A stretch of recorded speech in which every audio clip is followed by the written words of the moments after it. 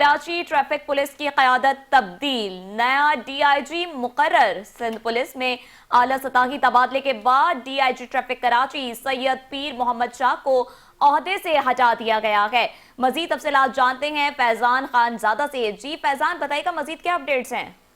دیکھیں، کراچی سندھ حکومت نے نوٹیفیکیشن باضابطہ طور پر جاری کر دیا ہے۔ نوٹیفیکیشن کے مطابق police service of Pakistan BPS 20 کے مظہر شیخ کو جو ہے وہ فوری طور پر ڈی آئی جی ٹریفک تعینات کر دیا گیا ہے۔ تاہم نوٹیفیکیشن کے مطابق سید پیر محمد شاہ کو ٹرانسفر کر کے service general administration coordination department میں رپورٹ کرنے کی ہدایت کی گئی ہے۔